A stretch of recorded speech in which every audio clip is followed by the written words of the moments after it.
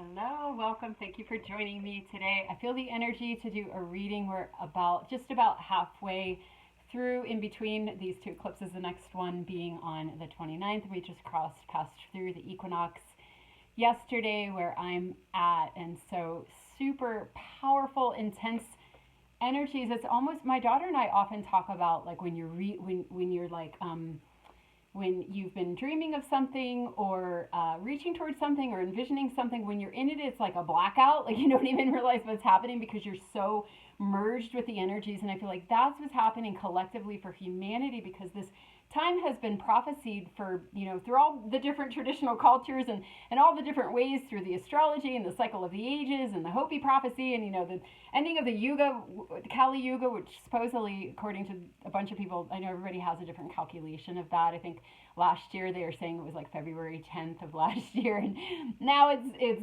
today. But yeah, depending on who's calculating and where they're getting their information, but that's really interesting. But anyway, it's like we've been anticipating, and a lot of us for lifetimes or throughout our lives, we had snippets of this time right now, and now it's happening. We were talking about this last time, how so many astrologers and psychics and whatever angle they're getting their information from, so many people talking about March 2025 being the most powerful turning point month of this year, but of our lifetimes, because after the point turns, then you go with that turn. And so yeah, it's kind of mind blowing, and just trying to um, not bother wrapping our head around it, because these shifts are asking us to really surrender and to allow the new to be birthed through us. And so I've been having these really powerful dreams, like really communicative dreams, and I want to share them because they're definitely collective, and they're definitely illuminating the energies, the collective energies that we're going through right now. So I am going to do some cards at some point, but right now the dreams, they're full of images, and the images are full of codes, and so they're going to be my tarot cards for the beginning of this. So the first dream that I had, I was basically in what could be considered hell. I was in a hell realm, and it was underground, and there were no windows, there was no way out. I was just trapped in this kind of subterranean sub reality. And sometimes when I have dreams like that, I almost feel like I'm like remote viewing because I'm like, what am I doing here? But I'm playing the character of one that belongs there. And so in this dream, of course, there's fractals of everything, and I'll get into that in a minute. But so anyway, in this dream, I had done something horrible that I could not repair. It had gone past the point in my evolution or in time that I was able to repair it. I had missed all the pit stops, all the exits, and I just tried to push it to the very, very, very end and try to get away with it. And I wasn't able to get away with it. And so basically, it wasn't just like I was going to be, like killed or like taken offline or something like that. I was going to be particleized, like turned into dust, and I was going to be fragmented, and I was going to have to start all over again. I was going to have to start all over again, and from my evolution, and to repair, and to you could call it karma or justice or balance, or just like, hey, you're not a match to this frequency, so you have to go somewhere else, and you kind of have to start over and learn in a different way. And so I was running around for a little bit, and I was kind of panicking, but I was also observing. I was an observer. It was me, and I was in my body, but I was observing. And so I was trying to see if I could get out of it, and I realized, like, I can't get out of this. I have to accept my fate, and I have to be turned into dust, and just accept that. And so then I woke up, and it feels like such a representation of what's going on right now in terms of our miscreations and the miscreations on this planet. And I know this is true for a lot of the entities and the astral beings who feed off of us for their life force, and misuse their power, and just don't care because they think that they're separate. They think they're separate from all that is. And so with that separation, you have this arrogance, like me in the dream, where you thought you could get away with it, and so like a reckoning, a time of reckoning, where whether it's in the on the astral plane, where a lot of these beings and entities are having to leave because we were talking about this last time too, where it was like for those of us that had trouble being in our bodies, it's like we're being called down now and the frequency of the planet is rising. So we're matching the earth, which means these miscreations are not matching the earth frequency anymore and they have to go, whether that's within us or whether that is our, entities that are fully polarized into separation or service to self or however you want to say it. It's like time is up. And so it's really interesting because shortly after that dream, I was down in the desert house with my son, and he was bringing up some things from the past, like my biggest miscreations, which of course came in the context of being at the mercy of somebody else's miscreations, which was in the context of being at the mercy of somebody else's miscreations and on back. But my son had never really, we've talked about all this stuff with the past, and usually with a lot of open-heartedness and a lot of like understanding and context and all these things. But in this moment, he was just speaking from his pain body. And later he was like, Mama, I don't even really know why I said that. Like, I wasn't even really feeling, I didn't really feel that. And we were like, oh, it's a cosmic setup, because that's what's happening right now is we're being asked to, or we're not even being asked to, we're being forced to kind of like clash up against all kinds of parts of ourselves that are no longer relevant. In a sense, it's the miscreations, but we're not, and so this has been coming up in the readings as well, where we've integrated those lessons. We're not that same person anymore. We've healed the traumas and the self-abandonments that were in us that caused us to miscreate or to it's just the best word. We miscreated. We didn't create in alignment with love, with self-love, and we caused harm, so not everyone, but some of us. And but again, then we might blame ourselves, or we might blame the person that we were a victim to, and that created that. It's just the blame game. And whether we're doing that within our own trajectories, if we have that, or whether we're doing that in the outer world, or it's like it's just a time when these miscreations are collapsing. But why? Because we're it's like they've become composted. They become composted. We've grown our new selves in the fertile soil of them, and we're not that same person. We're not in that same relationship with ourselves. And it's like what I was talking about last time. It's the same general kind of like fractal of that energy, where you come in a certain way, and then you get kind of contracted, and then you go back to being that certain way, but you have to go back into that corral. This was coming up in the last reading. You have to go back into that space where you got corralled and kind of like sit with it and forgive whatever needs to be forgiven, or just like not have judgment on yourself or anyone, so that you can release those tendrils that still might be holding you back, those things that are blocking you from really being able to express through your full creative power into the creations that we're stepping into right now. And so I was saying that in that reading, and then right after that I'd had that dream, and then right after that I had this situation with my son. And so in that conversation I really just wanted to like get up and go outside and like weep, and but I stayed because I knew it was an alchemy, and I knew it was important for both of us. And so and then afterwards, when he was done, then we did kind of meet with our higher mind, and we viewed the whole thing, and we cried together, we released, and it was just so beautiful and necessary. And even he knew, like, I think that was a cosmic setup. Like, we just had to go into that and love it, and love it, and love everybody involved. And again, we had done that before, but not in these energies. Not in these energies where all the miscreations are. I have a flying ant. It's really interesting. A flying ant. He's kind of distracting me, but I had a reading today where the ant medicine came up. It was the overall energy, and it was that time to collaborate. So again, I think I might have been saying this last time. I think that came up in the last reading, and it was this time to collaborate. So here, my son and I collaborating our energies to clear this together and to clear for the lineage. Okay. So. And so that going on, in a personal level, and on this ant, I don't know why, it's just going to drive me nuts because it keeps catching my attention. It's free. I'm just going to let it go. It's fine. Or whether it's on the world scale or in the astral realm or whatever, it's just like time is up for the miscreations. They're collapsing. They need to be healed. They need to be released. And so that's the other thing that I've been seeing in readings, is that self-judgment, where it's like, well, you're not that person anymore. Like, let's have a conversation with the inner child. You're not that person anymore. You've grown and you've become who you are because of those trials. your souls and everybody involved signed up for it because there's that collaboration again.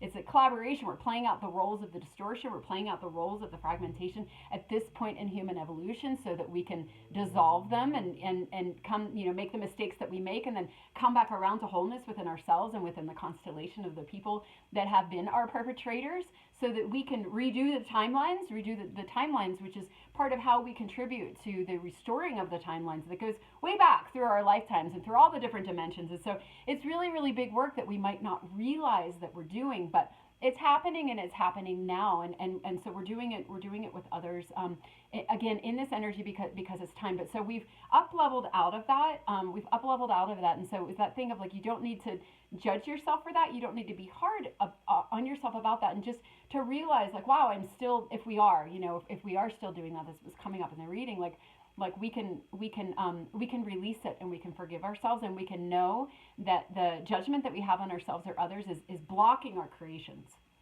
And so I'm seeing now what's in that corral, what's keeping that part narrow where we got traumatized is judgment of self and judgment of others, and a lack of acceptance of the big picture that we're playing these roles to play out these dynamics and these archetypes. Like, you play the bad guy this time, or like, oh, I'll play the bad guy, I'll play the innocent, naive one, and we're going to come down here and we're going to forget.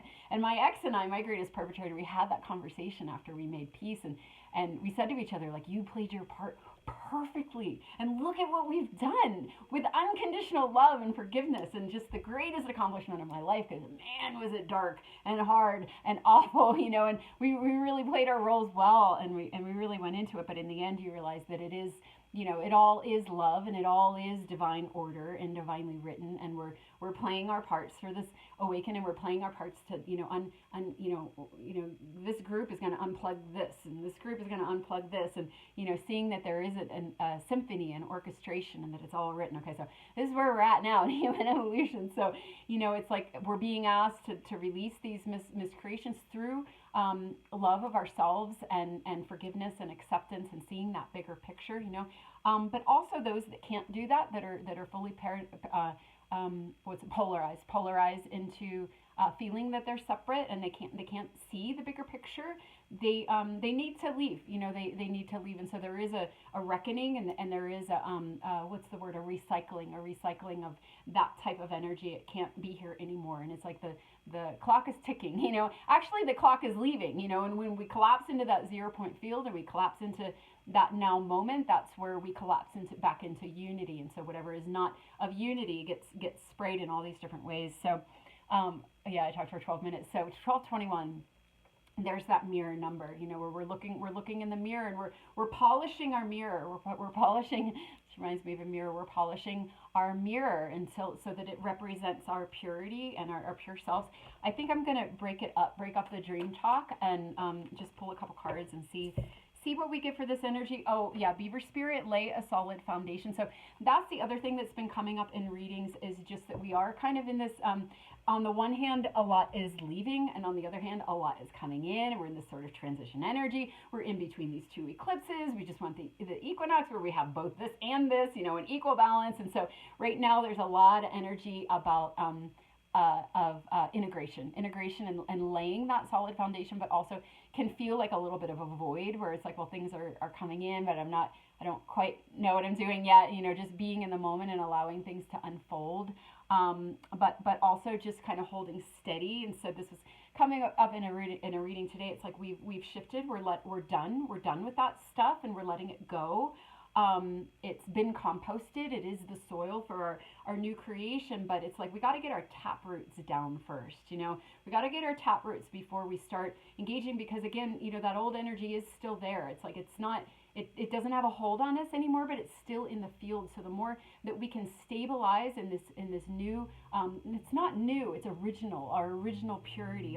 Once all the bullshit is out of the way, all that's left is the truth, what we've always been, the truth of what we've always been. But it's like just taking some time to stabilize in that, especially when we're in between these eclipses, and again, the symbolism of the balance of the polarities, and knowing that they're both there. So we're just strengthening the original. We're strengthening that which is being uncovered by just being, it's like priming a well. You keep your, I don't know exactly how it works, but this is how I think of it. I've done this before, but it was a long, long time ago. But you hold, say you like hold your finger on the button and you wait and you wait and you wait and you wait and you wait and you wait and you wait and is it gonna work? And then the water flows and it flows. So we got our finger on the button right now. Like we're kind of allowing that well to prime, and we're, it's also that thing of like to focus on something for 17 seconds helps put it in motion. We're holding our focus, right? So, which all okay, yeah. So let me just pull a couple more cards. Yeah, exactly. The Hangman. Yeah, so we're a little bit on pause. The Hangman. That's a major arcana. So it's divine energy. It's divine timing. It's written. It's ordained, and it's like you're just hung up a little bit. Like you might have all these fresh ideas and things that are coming in that you're excited about, perhaps. Or if not, it's like, well, we're in this energy. The Hangman he's tied up. In this deck, he's tied up by the roots of the tree, which is interesting because I was talking about like, putting our tap roots down, like letting ourselves become the tap root, where everything that we're seeking is anchored and accessed from within ourselves, and we have that solid alignment within ourselves, and then we can work on our upper branches, but for now we're held under here to do that, a little bit of a moment of pause, pause and integration. So okay, so we get oh, yeah, okay. Well, that's interesting. So this is the Six of Swords, the Six of Swords, and so a card of seeing 360. It's like you can finally see. Okay, so you can finally see, whereas before, maybe things were fragmented, and you were seeing through your self-hatred or your self-judgment or judgment of others, and it just kind of clogged everything up. But now the view is clear, and you can make those hard decisions that the decisions that are hard to make, hard to implement. They're hard to implement, but they're easy to make now because you can see what you need to do. So that's what was coming up for me with that last eclipse, where all of a sudden it's like something got removed and I could just see 360, and I just knew what needed to stay and what needed to go and how it needed to go and how it needed to, it's just because I was talking about that last time with like the patterns and the little attachments, and where you kind of limit yourself because you're afraid to go big picture, and just staying small. It's like that's what that last eclipse was for me, at least, that it felt like. And the lunar eclipses do that, kind of like tear things away, right? And so but also that illumination energy where you could see clearly. So this next card is the Knight of Wands, and so this is a card, it's unstoppable. It's like you're where you're going, nobody's going to stop you, and you have all the energy and you have everything that you need, and you're inspired and you're going and you're going to go get it, which is interesting, coming out in the same row in the same reading as this sort of like, well, hold on, lay a solid foundation, and not yet, it's like, but after there's that clear seeing, which also comes with this integration, because the Hangman is also a card of enlightenment, where you're seeing from a different perspective. If you were seeing one way, you thought the roots were the branches, you had it upside down, you had it inverted, and all of a sudden you have this clear seeing, then you can move forward, and then the energy that you're in will move you forward, so just a little bit of a message of a pause, but something in what I was talking about in there reminded me of that second dream, which I do want to share. And so it's interesting because I was an adult in the dream, but there were elements of my childhood. So there was obviously some sort of like, childhood clearing going on in the dream as well. So I was going to a class. I think it was like a yoga class or something. It was like a school, but it was something spiritual. And I was taking the bus. I was taking the school bus to get there. And so I was all ready, and I was like, but I was like, so there were all these like certain symbols. Okay, so here's the code. Like I was early, you know what I mean? I was early and I was there and I was waiting, but it wasn't quite time yet, it wasn't quite time yet. And so I had to wait. And so I went downstairs. It was my parents' house. It's not their real house, but in the dream it was their house. And I went down into the basement, okay, going down into the basement, into the subconscious, where all the things are hidden, where you can't see, right? And there was this compost bin, okay? And in the compost bin, overflowing in the compost bin were all these fruits. And so I've had this reoccurring dream. I've talked about it in sessions before, like maybe like a year ago. I had this reoccurring dream about these fruits, and they're like, they're different sizes in the dreams, but sometimes they're kind of like a combination of like a mango and an avocado and a papaya. And so the dream actually where I was guided to leave my marriage was the first time that I met these fruits, and I was really scared, and I was on a boat, and it was all dark, and I just felt like totally hopeless. And then a match was lit, and I was told to go up to the top of the boat. And when I went up to the top, I was in India. It felt like India. And I was going under this grove of trees, and there were these huge fruits like this. And I reached up, and I just like, and it came off the branch, and I was like, oh crap, like, what was I supposed to do that? And they were like, no, that's for you, so it was this. And somehow when I woke up, I knew I was supported, I knew I was going to be guided, I knew I needed to leave my marriage, but it was a symbol. So those fruits have come many times in different dreams, and they always, for me, symbolize abundance, safety, protection, limitlessness, like just following your heart and doing what you need to do and knowing that you'll be taken care of, and it's like, it's time, and here's your reward.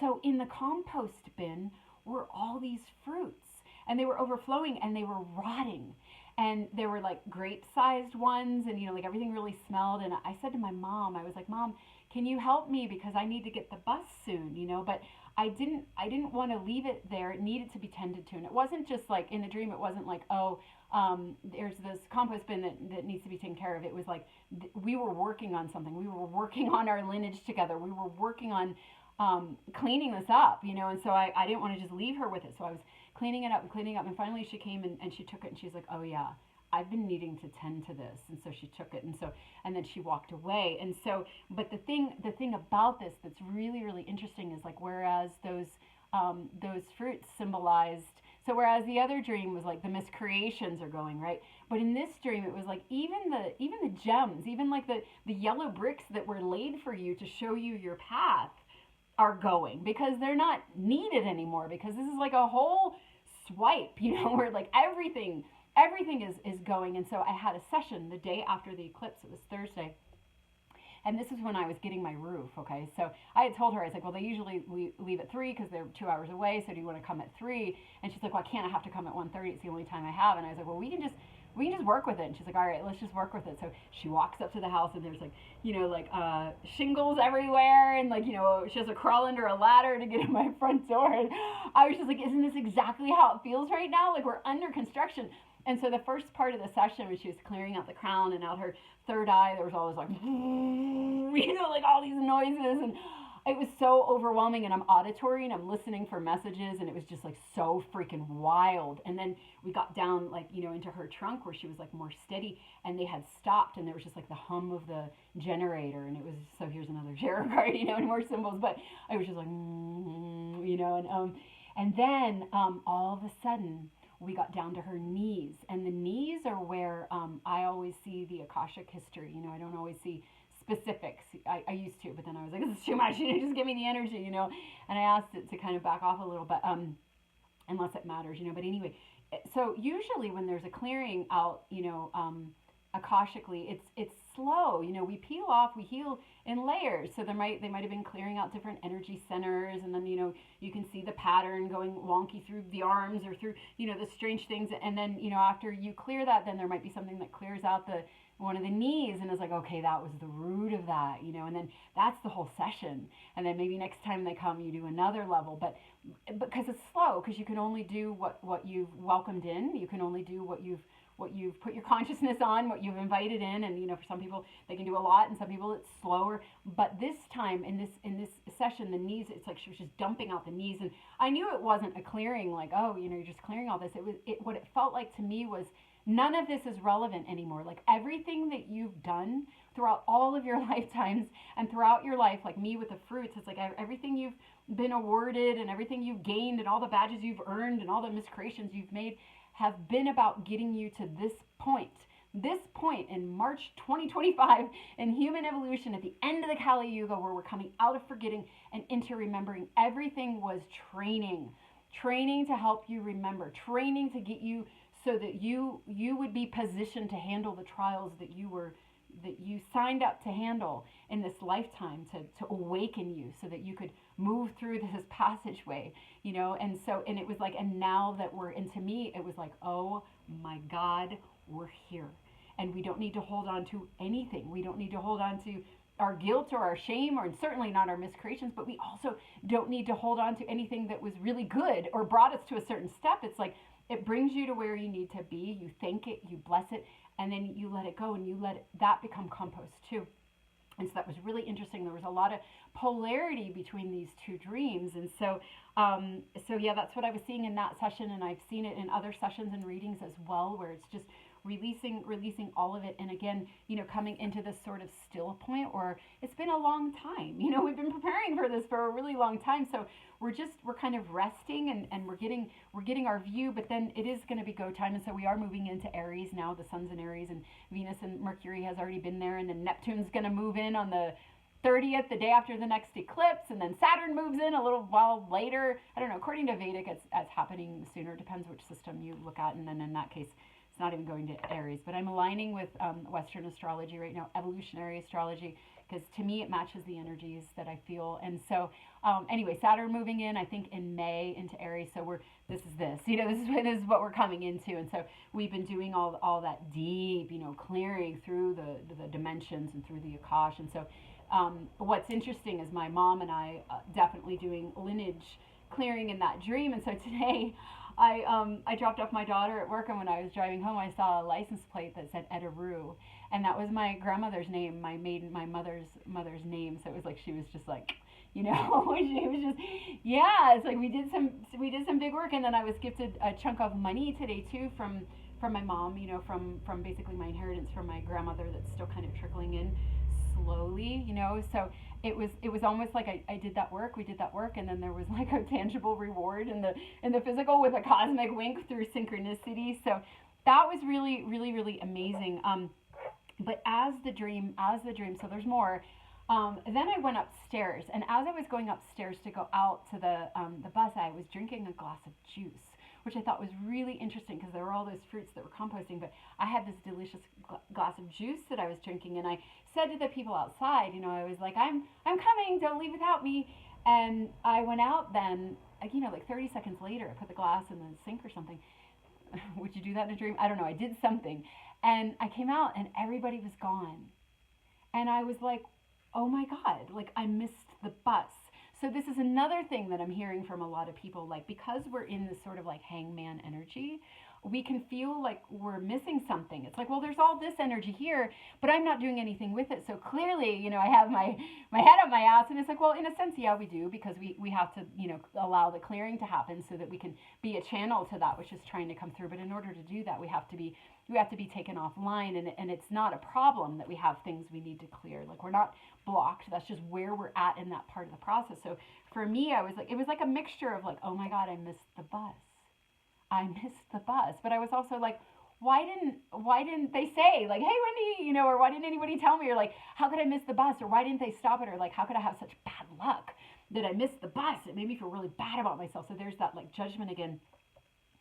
And then all of a sudden I was at the school, and there were lockers, and it didn't even dawn on me in the dream, like, honey, you didn't need the bus. You were already there because we're not going anywhere. We're just peeling off that which is in the way. We already are. We're just remembering, and we need to honor that process and allow that vision and that memory to come back online, which again, the cycle of the yugas, we're coming out of Kali Yuga, the forgetting, we're coming into remembrance. It's just natural. It's just what's happening, and that's that sort of like unstoppable energy with this.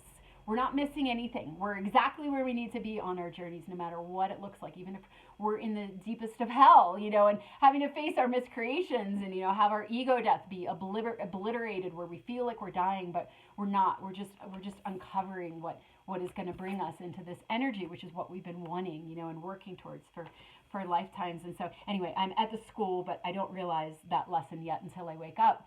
And I'm like choking back tears, I'm just like, and this big woman, she walks by, and it turns out she was a guide, which I realized later, because my guides in dreams, they always talk in a certain way. It's kind of like condescending in a way, but they're like, blah, blah, blah, blah, blah, blah, blah, blah, whatever they're saying, they're real, they're just like explaining things, and they're saying it, and, so I realized that when I woke up, oh, okay, that's how it always is with my guides in my dreams. And, so she said something in acknowledgement where she was letting me know what I was going through was collective, and it's what humanity was going through. And she was kind of reassuring me, but she wasn't soft. She was kind of just like an oracle, like an oracle would be, where she was just stating the facts. And so, but she just said like one or two things, and then I went around the corner, she was there again. She was just there, she was just like everywhere. And she started saying things, and so that's when she started with the cadence and the rhythm. And so she was clearing me with these words because the words were coded, and she was clearing me. And so maybe you can feel this through me tuning into the energy in that dream. Maybe you can feel, maybe you'll get it too, but it was like she was clearing me through these words. And the only word that I remember at that segment of the dream, she said, the womb, the womb. So there's that 0 point field in that birthing place, and that which we're birthing this from. But for now, we're held in it. We're held in the womb.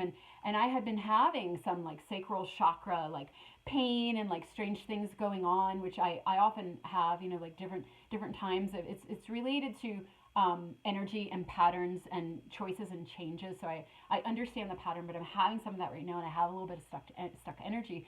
So she was talking about the womb, but it's relevant for all of us because that is the point of creation. That is our creativity, our sexuality, our spirituality. It's a source of everything, along with our hearts, of course. But so that being, really representative of the energy right now, where it's like the womb creates, the womb is the void, but the womb does give birth, and that birth is coming, but you have to allow the pregnancy to happen.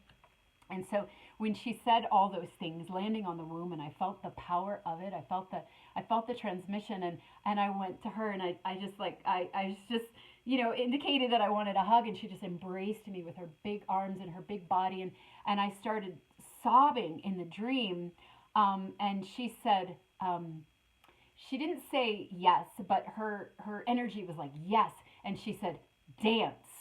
It wasn't like release or allow or surrender or cry. She said, dance. And I thought that was so layered because dance is like, it's a celebration. This is what we've been waiting for. And it's like, dance this dance, like allow yourself to play your part. Right now your part is breaking down and, like feeling whatever it is that you're feeling, and or the void or whatever it is like dance this dance, allow it to take you, allow it to move you. And the other thing is that when I dance, I do a lot of clearing and I move energy. So it was also a reminder to me, like, dance, because you have something that needs to move, and I think we all do. I think we all have so much stuff coming up, that it's like it can get kind of stuck. So just assisting the body in how to move it. So for some people that might be writing or dancing, or definitely for all of us being in nature, because nature has truth codes. Truth codes, and it aligns us, and it's actually I don't know if I want to go into this or not. I might. I'll see if the cards lead me to do this. This is a whole other topic, and I've already talked for 30 minutes, but the way that nature reprograms us and reminds us and just aligns us without us even knowing. But so as I was waking up, I wasn't sobbing. I was doing this like it was almost like tension and relaxation. Like it was like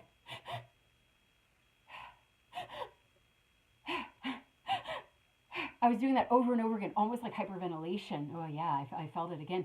And when I woke up, my energy was so expanded. It was like and it was almost like an orgasm, like the way a woman can orgasm, where it goes out all through your energy bodies and goes the whole way out into the cosmos, where you're literally clearing your energy field and the whole energy field of your partner or the town or the world. It's like it's spiritual, and so it was like that. And for a moment I was like, wait, what was I dreaming? Like, what just happened?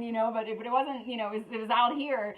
And of course I had that pressure that I was feeling in my womb, so it was a little confusing, but it was like she had cleared me, this guide had cleared me, and my energy was like, it was so amazing. It was so freaking amazing. And so anyway, a lot in that. I know I just said a lot, but there are definitely codes in there. So maybe you're relating to that. But again, lots clearing, and lots of whatever you can do to assist yourself in that clearing, because we might not realize that we're getting clogged up, and we have such conditioning around if we have body symptoms that we think it's like a medical emergency, and it's like, no, it's energy trying to move. Just support your body and moving the energy, whatever you're guided to do. Tune in, ask your body, and ask your dreams. And I had asked before I went to bed. I don't know why I'm pointing. I don't like when people point, but I'm pointing today. But I had asked before I went to bed to be shown whatever blocks needed to be removed. I completely forgot that. What do I need to see? What might be blocking me from this? Because I had been feeling this sort of hangman energy too, where I was like, well,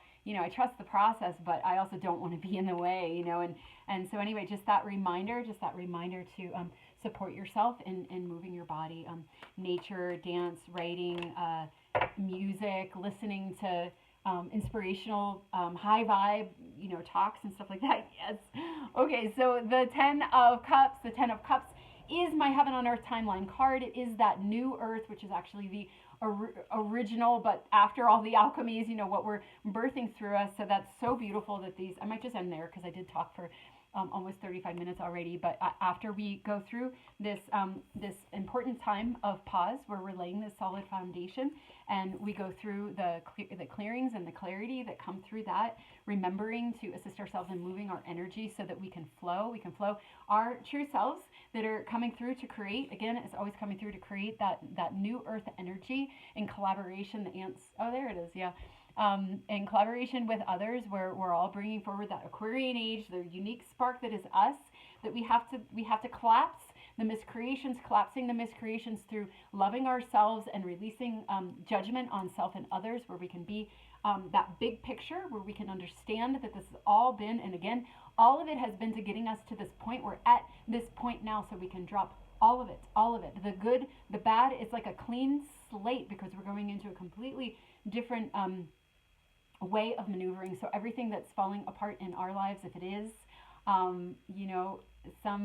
some people have really worked a lot and they've already had a lot of loss and grief, and so you might be kind of positioned to just like ride the wave and enjoy it and be some of the first to create together. And some people are doing a lot of cleanup now, and that can be really hard. But then just know that there are people that are holding space for you. There's modalities and energy work or whatever it is that you could seek out to have that support, because there are people that chose to kind of go first and anchor this energy first, to lay this solid foundation, to hold support and space for others that are coming along, that signed up. And there's no like ahead or behind. We all signed up to play different roles. So remember, there's no judgment of self or others. It's just the roles that we're playing. So you may have played a role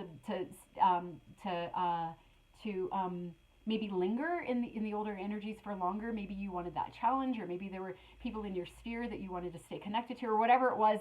The decision was made on a soul level based on what you've done, in your Akash, to lead you precisely to this point where you need to be for this point in human evolution. So, but just, seeking out support if you need it, knowing that there are other people that position themselves to be that support role, yeah. So I think I might just pull a little bit more and see if there's anything else that wants to be said.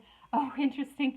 The rescuer. That's really sweet, because yeah, that's the thing. It's like there is support for you, and just like me in that dream, where I was held by my guide, that was just like, come here, I got you. Let me help you clear this. So whether you're getting it through, your sleep, or through your guides, or through your higher self, or through synchronicity, or through somebody in your life, or somebody that you meet, and 44 is my angel number. It is a number of security and safety, and also stability. So again, the laying a solid foundation. This a lot of us are needing support right now. A lot of people are needing support. We're all going through something. We're all going through, kind of bumping up against some harder things within ourselves, some things from our past, and just being really kind to each other as well, and not having judgment on self or others, because this is a really, really huge time and a really, really huge passage. And again, always remembering that bigger picture, because we're not trained into the bigger picture. We're trained into the very small picture, and we were corralled into little boxes that aren't true, and that limit us and don't allow us to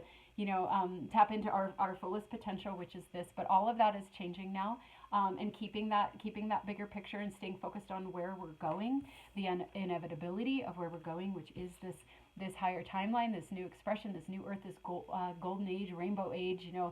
In a lot of decks, this is a rainbow for the 10 of Cups. So it's that over the rainbow bridge, into what's been destined and written for this time, and being here for that, right? And allowing the old game that was the forgetting, the Kali Yuga, the forgetting, the false, the inversion, the upside down world, not attaching to that. The more that you can surrender, this is also a card of surrender.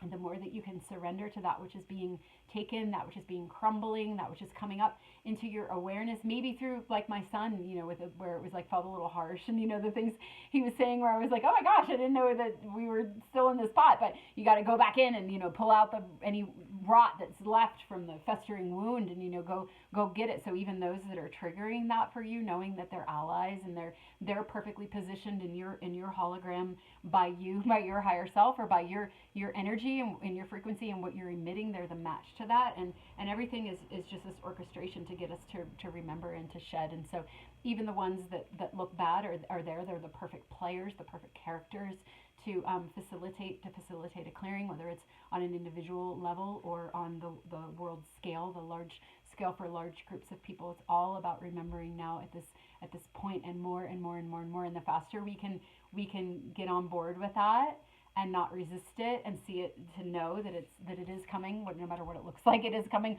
to rescue us, to free us from the false, and to know that there has been a false that's been layered and woven throughout every aspect of our society and our lives, and focusing on this energy that we all feel and we all want. We feel it in our hearts. We feel it when we look at a sunset. We feel it when we're feeling love and forgiveness and being in that present moment. We all experience heaven on earth when we allow ourselves to. And the more we choose to do that and to surrender and to know that that's what all the clearing and the demolition is about, we can get there faster. We can get there faster ourselves, and we can help others get there faster by being in service.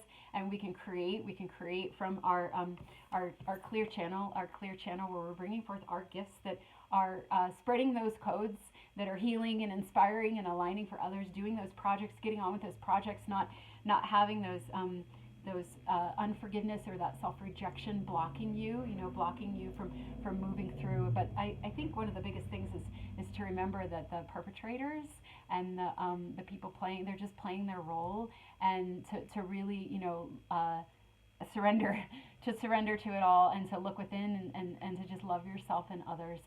It's really quite that simple, just to love. But we have to feel everything that we feel along the way, and allowing ourselves to feel it and not resist it and not try to. It's like when you give birth, when you're giving birth, and if you kind of like, the moaning can help, but if you moan too much, you kind of like disperse some energy that can be used to help, that needs to kind of be contained, so that the birth and the exit can happen.